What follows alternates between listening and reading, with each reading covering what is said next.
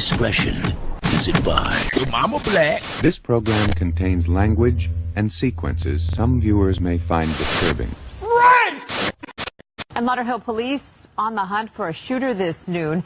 Officials say the shooting took place early this morning outside a strip mall near North University and Northwest 44th Street. The victim rushed to Broward Health Medical Center with a gunshot wound to the head. No word on the victim's condition. If you have any information, call Broward Crime Stoppers at 954-493-TIPS.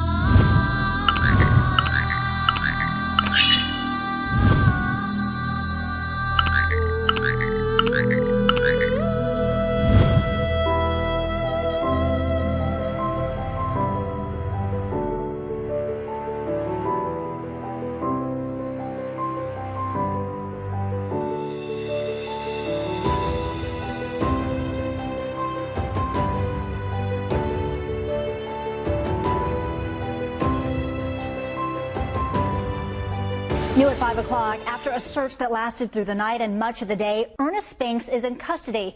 He's the man accused of firing shots at a Guilford County deputy while riding around in a stolen car. WFMY News 2's Jessica Mensch has been following the story all day long. Jessica, where was he found? Yeah, Julie, just after 2 this afternoon, deputies found Spinks walking on railroad tracks in the Pleasant Garden area. They say someone living in the area called them about a suspicious person. Deputies say Spinks did not resist arrest this time when the deputies approached him. He's now being charged with attempted murder. Now, deputies say this all started after a stolen car was spotted at a gas station in High Point. Deputies followed the car and caught up with the suspect on Highway 62 near Hunt Road. That's when they say Spinks rammed the car into the deputies and started firing shots. In this picture, you can see where the car is dented, as well as these windows were also shot out. After a short chase, Spinks ran the car into an embankment. That's when deputies say he got out and took off into the woods, but they didn't give up looking for him overnight. We have a person out here again who tried to ram a police officer's vehicle, who tried to kill that police officer, and who fired shots at that police officer. That's not the kind of person that we need out in the community. Now, I did talk with Spinks' mother today, who was praying they would find her son safe. She says he has schizophrenia and is in need of medical attention.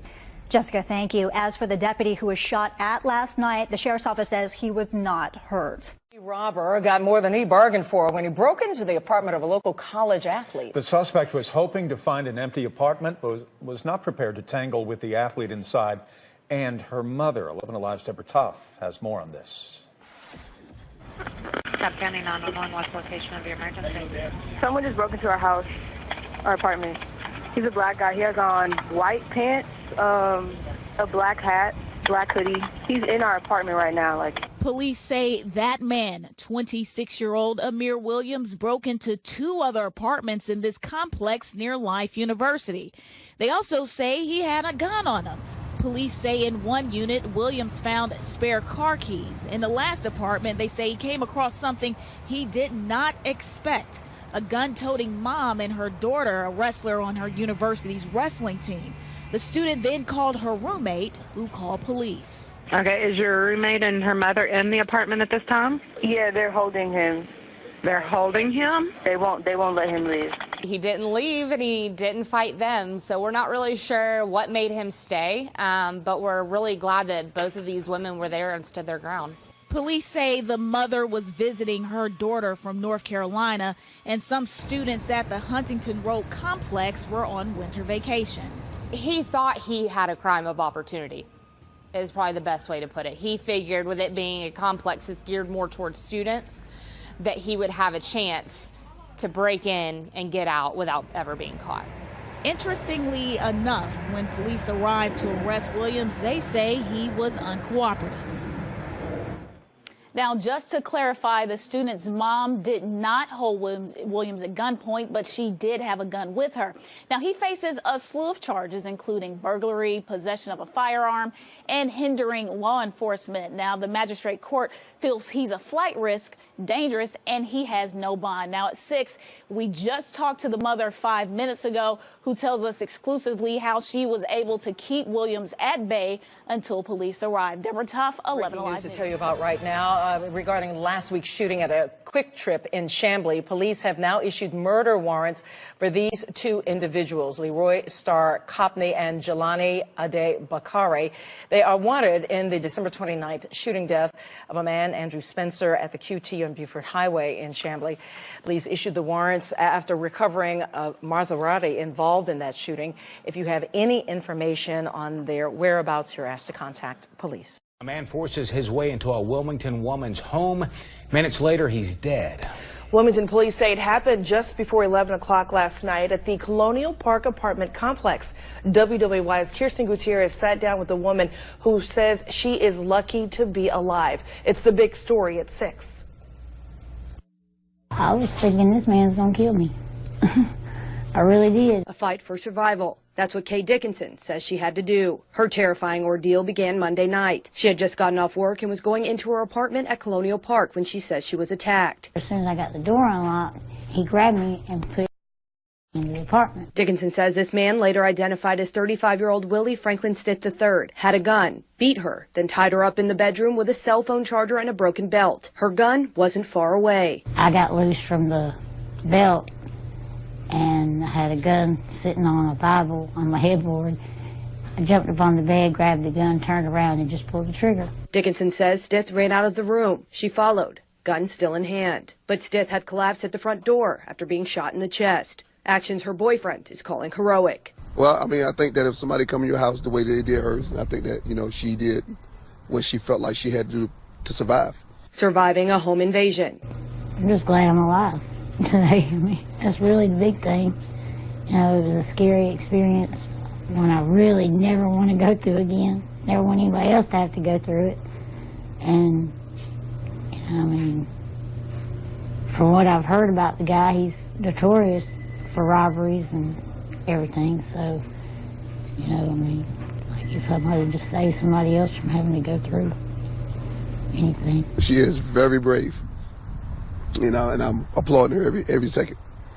She's a brave woman. As for now, Dickinson is healing from her injuries and hopes to find a new home. In Wilmington, Kirsten Gutierrez, WWAY Right News. now, more breaking news to tell you about serial robbers hitting businesses up and down Jackson Avenue, possibly armed. The very latest here, a MAPCO in the 3700 block of Jackson near Chelsea. This happened just a few days after the armed robberies of two dollar stores in that same area. WMC Action News 5's Brix Fowler live now with what police know so far. Brix. Yeah, police are still looking for the suspects who robbed that MAPCO, but as you said, this is the third store just along Jackson Avenue in the last week that's been hit by robbers. Check out these surveillance photos, see if you recognize the men involved in this latest robbery. One was wearing a multicolored pant and blue bandana combination. The other man had a gray jacket and matching sweatpants. This all happened on January 1st around 8:30 at night. One of the suspects held up the clerk with a gun. The other was the lookout. The clerk gave them the money, and then they took off. Just last Friday, two dollar stores along Jackson were also robbed.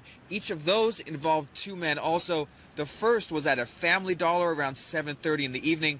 Then just 10 minutes later, the Dollar General, only a few blocks away, was also robbed. It's unclear, though, if those are the same robbers that robbed the other two stores. But if you have any information, you're urged to call either Memphis Police or Crime Stoppers at 901-528-CASH. Live in Memphis, Brix Fowler, WMC Action News 5. In the middle of a terrifying situation, a rape victim's quick thinking may have saved her life. The woman's attacker told her to call her boyfriend so he could hear her being assaulted. How sick is that? But instead, the woman called 911, and the dispatcher played along until police could get to her. Christy Hutchings with News Radio 1067 just talked to that dispatcher, who's being praised for his quick action. He tells me he did nothing but answer the call that was coming from right here in this parking lot. He says she saved her own life. Monday morning, Deontay Smith got what he calls one of the worst calls of his career. A woman in desperate need of help after being kidnapped and driven nearly 10 miles to this novelty shop in Clayton County. The woman's attacker insisted she call her boyfriend so the boyfriend could listen as she was being assaulted. But instead of calling her boyfriend, she called 911, where she got Smith, who played along as though he was the boyfriend. Just go with the flow. That's all you got to do. That's when you have to improvise. Everything, when you're dispatching, not everything's going to be written down. Not everything's in black and white. The victim was able to give Smith her location right away. Smith remained on the phone with her for about 5 minutes until officers arrived. He said the hardest part was listening and not being able to do anything to stop it. Since then, he's listened to the call again, and it doesn't get easier. It does send chills throughout my body. And the 2 times I listened back to it, I did tear up a little bit. It's just a very tough situation to deal with. He hopes to one day meet the woman he helped find and tell her this. You saved your own life with your quick thinking. Thank you for making it easier for me by doing what you did. Tuesday morning, the suspect, Robert Giles, had his first court appearance. He's charged with rape, false imprisonment, and obstruction. He was denied bond and will remain at the Clayton County Jail. In Clayton County, Christy Hutchings, News Radio 106.7 for Fox 5 News. Kill him. Anybody break in on me, I'm going to kill him. Either he's going to kill me or I'm going to kill him. An armed intruder messed with the wrong grandmother on New Year's night. Someone broke into the home of 74-year-old Reby Roberson, but she decided she wasn't going down without a fight. Good evening, I'm Dominique Ben. Doug Warner is off tonight. Bowie County Sheriff's deputies are looking for a would-be bandit who got a big surprise this past weekend. Deputies say the armed suspect broke into the home of 74-year-old grandmother, that is. That's when she decided to take up her own pistol and fight back. So I had to walk right out in front of him. I didn't know whether he was going to kill me or what. 74-year-old Reby Roberson said she was just about to watch our newscast Sunday night when someone broke into her Bowie County home, armed with a gun. And when I started to get up, he was in here on me with the gun facing me, right to my face. Reby said she was able to get her weapon from a nearby table. I reached over and grabbed this gun, and when I did, I swerved around and I pointed it at him. And when I did, he ran. With her .38 pistol in her hand, Reby said she followed the would-be bad guy, firing her weapon, leaving bullet holes in the walls of her home, but apparently missing her target. And not sure I didn't hit him. I don't know yet.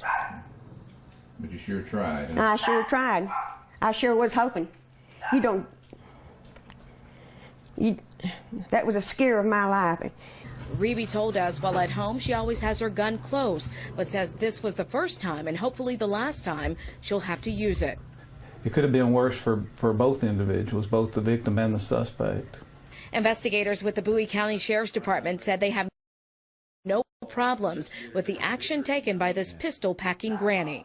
No, sir. Every citizen, according to the Texas Penal Code, has a right to defend themselves and their family.